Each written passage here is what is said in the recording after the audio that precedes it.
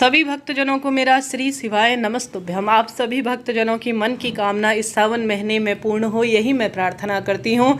आप सभी भक्तजनों को सावन महीने के सोमवार में पावन पवित्र रूप में घर पर ही इन श्रेष्ठ कार्यों को करने का प्रयत्न करना चाहिए। हारी बीमारी दूर होगी और दुख दारिद्रता का अंत होकर महादेव की असीम कृपा आपके परिवार पर होगी। 11 जुलाई 2025 से 9 अगस्त 2025 तक सावन का पावन पवित्र महीना रहेगा। 10 जुलाई 2025 को सावन की पूर्णिमा है और 11 तारीख से सावन का पावन पवित्र महीना शुरू हो जाएगा। आप सब भक्तजन जानते होंगे सावन महीने में समस्त भ्रमण रूप में महादेव अपने भक्त के आसपास होते हैं। वह देखते हैं मेरा भक्त कैसी अपनी दिनचर्या रख रहा है, किस तरह से शिव भक्ति कर रहा है। मात्र एक जल का लोटा, एक बेलपत्र आप शिवलिंग पर चढ़ाकर कुछ कार्यों का नियम बांध लेते हैं तो सौभाग्य तो बढ़ता ही है, साथ ही पुत्र प्राप्ति का भी स्वतः ही वरदान मिलता है। रोग, कर्ज, दुख, दारिद्रता का अंत, कर्ज इत्यादि से मुक्ति आपको स्वतः ही मिल जाती है। कमेंट्स में नमः शिवाय, ओम हर हर महादेव लिखना ना भूले। आप सभी भक्तजन जानते होंगे 14 जुलाई 2025 को सावन का पहला सोमवार पड़ेगा और साथ ही इस महीने 4 सोमवार होंगे। मंगला गौरी व्रत जो कि मंगलवार के दिन किए जाते हैं अपने आप में अद्भुत है। विवाह की बाधा को दूर करने और सौभाग्य के लिए यह व्रत जाने जाते हैं। स्क्रीन पर मैंने संपूर्ण बात बताई है कि मासिक शिवरात्रि और प्रदोष कब पड़ेगी। सावन महीने की मासिक शिवरात्रि पर ही गुरुजी जो है ऑनलाइन पूजा भी कराते हैं पार्थिव रूप से, जो कि अपने आप में एक चमत्कार की तरह कार्य करती है। अब सावन महीने में आप सभी को सबसे पहले सुहागिन महिला हो या पुरुष हो, हमेशा हरे रंग का ही चुनाव करें। अपने पास पुरुष हरे रंग की जो है विशेष तौर पर रुमाल जरूर रखे। इससे बुध ग्रह मजबूत बनता है और बुध ग्रह माना जाता है सौभाग्य के साथ साथ धन के लिए और रिद्धि सिद्धि के लिए और हर स्वरूप में शिव परिवार की सुख समृद्धि के लिए। ऐसे में हमारे घर पर अगर शिव परिवार का वास होगा तो हमें उनके पसंदीदा रंग के कपड़ों का चयन करना चाहिए। तो सावन में महिला ज़्यादा से ज़्यादा हरी चूड़ियाँ पहने, पायल, बिच्छू, महावर, मेहंदी इत्यादि का चयन करो और बहुत सुंदर स्वरूप में जितना संभव हो सबसे पहले अपने मन को निर्मल कर लीजिए। सावन शुरू होने से पहले ही अगर आप सावन के प्रत्येक दिन का व्रत करते हैं, जैसे कई भक्तजन सावन महीने के रोज के व्रत करते हैं नियमबद्ध तरीके से, सावन में सिर्फ एक समय ही भोजन करते हैं। कई भक्तजन विशेष तिथि पर व्रत करते हैं, जैसे कि सावन महीने का सोमवार कर लेते हैं, सावन महीने की एकादशी कर लेते हैं, सावन महीने का मासिक शिवरात्रि और प्रदोष, पूर्णिमा और अमावस्या। इन व्रतों को कर लेने से भी आप समस्त सुखों की अनुभूति कर लेते हैं। अगर आप पूरे सावन महीने में कोई विशेष व्रत नहीं कर सकते हैं तो इन 5-6 व्रतों को तो कम से कम कर लीजिएगा। यह सौभाग्य के रूप में जाने जाते हैं। इस समय मौसम परिवर्तन का समय हो रहा होता है और आपके हारी बीमारी और कहीं ना कहीं यह शरीर के लिए भी बहुत सुखमय माने जाते हैं। इन व्रतों को करने से सौभाग्य तो बढ़ता ही है, दुख दारिद्रता का भी स्वतः अंत हो जाता है। तो आप सावन महीने में इन व्रत उपवासों को जरूर कीजिएगा। इसके साथ साथ सावन महीने में आप सभी को पति पत्नी अगर आप हैं तो रोज जो है एक साथ ही मंदिर जाते हैं तो अति उत्तम माना जाता है। एक साथ घर पर जल चढ़ाते हैं शिवलिंग पर तो अति उत्तम माना जाता है। एक साथ नहीं जा सकते हैं परंतु आप जल का लोटा लेकर कभी भी जाए, परंतु अपने परिवार का सुमिरन जरूर करें। महादेव से धन दौलत नहीं मांगिए, महादेव से मांगिए कि महादेव अपनी छत्र छाया मेरे घर परिवार पर बनी रहे। फिर आप कर्म करेंगे और धर्म को साथ साथ लेकर चलेंगे तो आपके तकदीर को बदलने से कोई नहीं रोक सकता। आपकी क्या राय है कमेंट्स में जरूर बताइएगा। अब सावन महीने में किसी भी स्वरूप में आप सोमवार के दिन बेलपत्र नहीं तोड़ेंगे, इस बात का भी आप ध्यान रखेंगे। और साथ ही जिस दिन आपका व्रत उपवास हो उस दिन आपको बेलपत्र नहीं तोड़नी है। सावन महीने में आपने हरे रंग की जो श्रृंगारित वस्तु है उनका ज़्यादा से ज़्यादा प्रयोग करना है। अन्य दिनों आप महावर, चूड़ी, बिंदी नहीं लगा सकते। सावन महीने में सुहागिन महिला जरूर से थोड़ा बहुत ही सही सुहाग की चीज़ें जरूर धारण करें। खासतौर पर जब शिव मंदिर में आप पूजा कर रहे होते हैं तो बालों को बांध लीजिए और अपने मस्तक पर तिलक वगैरह जरूर लगाइए। पुरुष को भी अपनी शिखा बांध कर ही पूजा करनी चाहिए, ऐसा शास्त्र विधान कहता है। इसके बाद आपने अच्छी तरह से साफ स्वच्छता का ध्यान रखना है। विशेष तौर पर अपने घर पर साफ स्वच्छता का आपको विशेष ध्यान रखना है। घर पर सावन महीने में हरी पत्तेदार सब्जी, बैगन, प्याज, लहसुन इन चीज़ों का आप पूर्ण रूप से त्याग कर दीजिए। सावन महीने में इन चीज़ों को नहीं खाया जाता। सावन महीने में आप शहद वगैरह का प्रयोग भी कम ही करें। यह सुंदर, श्रेष्ठ और अति जो है सुंदर नहीं माना जाता है। इन चीज़ों को आप घर में न लाएं। घर में अन्य दिनों अंडा मीट मांस बनता है, परंतु सावन में ध्यान रहे, महादेव जितनी जल्दी प्रसन्न होते हैं उतनी ही जल्दी क्रोधित भी हो जाते हैं। तो अपने परिवार का ध्यान रखते हुए आप इन चीज़ों का पूर्ण रूप से परित्याग करें, तभी आपका जीवन सफल और श्रेष्ठ माना जाएगा। साथ के साथ इस महीने उबला हुआ पानी ही आपको पीना चाहिए, ठंडा कर कर। दूध वगैरह को भी ज़्यादा से ज़्यादा उबाल लेना चाहिए। हरी पत्तेदार सब्जियों में, मसूर की दाल इत्यादि में बहुत अधिक जो है इन दिनों कीट पतंगे होते हैं जो कि शरीर को नुकसान पहुँचाते हैं। इन चीज़ का ध्यान रखिए, खासतौर पर महिला पुरुष। अब आप सभी ने सावन में हरी चूड़ियाँ, वस्त्र ज़्यादा से ज़्यादा पहनने हैं और शिव भक्ति को भी नियमबद्ध तरीके से करना है। जैसे कि आप कुछ भी नहीं कर सकते हैं, रोज 2 लोटे जल, सोमवार के प्रथम दिन से आप सभी को अपने दोनों हाथों में जल के लोटे लेने हैं। एक धार से आप दोनों जो है जल के लोटों को श्री शिवाय नमस्तुभ्यम, श्री शिवाय नमस्तुभ्यम ऐसी प्रार्थना करते हुए धीरे धीरे शिवलिंग पर चढ़ाना प्रारंभ कर दीजिए। ऐसी मान्यता है, जो भी भक्त शिवलिंग पर अपने दोनों हाथों में जल लेकर धीरे धीरे धार छोड़कर भगवान का नाम जाप करते हुए विधि विधान से सच्चे भाव सच्चे मन से पूजन करता है, उसका भाग्य बहुत अधिक सुंदर अवस्था में श्रेष्ठ रूप में जागृत हो जाता है। इसके साथ साथ भक्तजनों, इस महीने जो महत्वता है वह सबसे अधिक है बेलपत्र पेड़ के पूजन की और पार्थिव शिवलिंग पूजन की। आप सब भक्तजन जानते होंगे, अगर आप कोई विशेष विधान नहीं ले सकते हैं, नौकरी विवाह की इच्छा है, पंडित जी को घर पर बुलाकर पार्थिव शिवलिंग पूजन नहीं कर सकते हैं, कोई दिक्कत की बात नहीं। अपने घर पर एक बेलपत्र आपका पौधा जो है लेकर आइए या किसी मंदिर प्रांगण में बेलपत्र का पौधा रोपित करें और इस महीने अपने संतान की कामना या जो भी आपकी कामना है उसके तहत आप छोटा सा पार्थिव शिवलिंग पूजन अर्थात वहीं पर मिट्टी का शिवलिंग बनाकर आप उसे संक्षिप्त रूप में पूजित करते हैं, तो आपके सांसारिक, मानसिक, आर्थिक कष्ट, संकट, पीड़ा सभी तरह की जो बंधन है उनसे मुक्ति मिल जाती है। पुत्र प्राप्ति, संतान प्राप्ति के लिए हमेशा पार्थिव शिवलिंग में कच्चा दूध आपको मिलाकर उसको प्रयोग में लेना चाहिए और अन्य कोई इच्छा है तो साधारण सरल तरीके से जल का आप प्रयोग करें।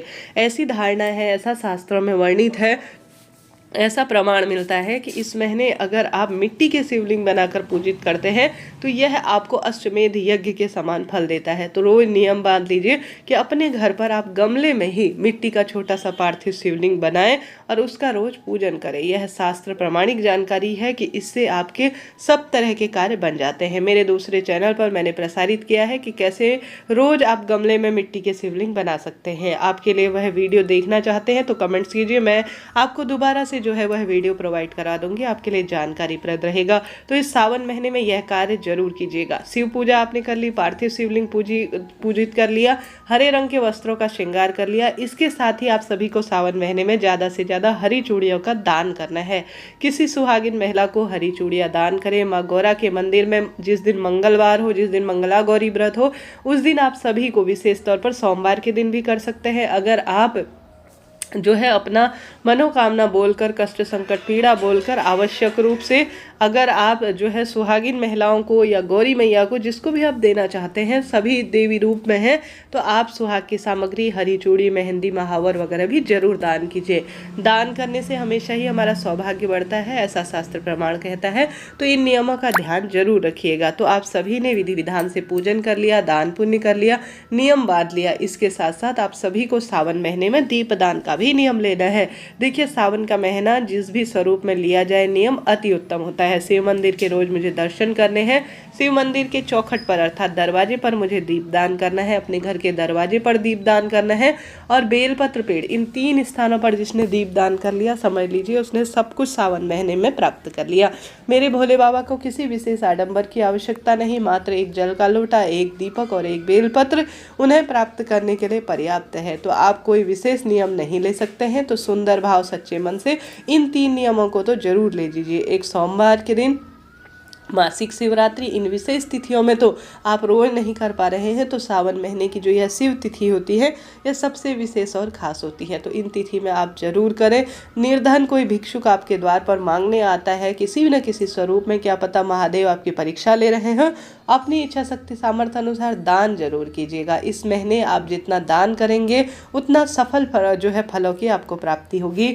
सोमवार से आप नियम बांध लीजिए कि आपको शिवलिंग पर, गुरुजी कहते हैं जैसा कि आप आप 108 वस्तु कोई भी शिवलिंग पर चढ़ाते हैं तो उसका चमत्कार देखने को मिलता है। तो सोमवार के दिन आप 108 चावल के दाने शिवलिंग पर चढ़ा सकते हैं। यह नियमबद्ध तरीके से एक एक दिन के हिसाब से आप कर सकते हैं। आपकी इच्छा है आप कौन सा नियम लेना चाहते हैं। सोमवार के दिन आपके घर पर अक्षत जरूर रखे होंगे, तो जल के लोटे में कच्चा दूध मिलाएं और 108 चावल के दाने आप शिवलिंग पर चढ़ा दीजिए। चाहे तो बेलपत्र चढ़ा सकते हैं, चाहे तो सफ़ेद फूल, इच्छा आपकी है। परंतु सफ़ेद रंग की चीज़ें शिवलिंग पर सोमवार के दिन चढ़ाने से रोग का नाश होता है और चंद्रमा की स्थिति कुंडली में मजबूत होती है। मंगलवार के दिन आप अपने घर के मंदिर में जो है जल के लोटे में लाल फूल डालिए, लाल चंदन डालिए और उसे शिवलिंग पर समर्पित करें। मांगलिक दोष दूर होगा, रक्त संबंधी परेशानी, क्रोध संबंधी परेशानी सभी स्वतः ही दूर हो जाएंगे। शिवलिंग पर आप मंगलवार के दिन 108 लाल फूल चढ़ा सकते हैं, 108 मसूर के दाने चढ़ा सकते हैं। कोई ना कोई लाल रंग की वस्तु आपको चढ़ानी है। इससे 108 का नियम भी रहेगा और आपके नवग्रहों की दशा भी सुदृढ़ हो जाएगी। बुधवार के दिन जल के लोटे में आप साधारण सरल तरीके से हरी इलायची डाल सकते हैं। यह बुध ग्रह से संबंध रखती है और हरे मूंग के 108 दाने शिवलिंग पर चढ़ा सकते हैं। इससे रिद्धि सिद्धि में वृद्धि होती है और सुख सौभाग्य का वरदान मिलता है। गुरुवार के दिन अगर आप शिवलिंग पर जल का लोटा चढ़ाते हैं तो उसमें पीला चंदन जरूर डालिएगा और 108 चने की दाल जरूर से समर्पित कीजिएगा। ऐसा करने से भी सुख सौभाग्य का वरदान मिलता है।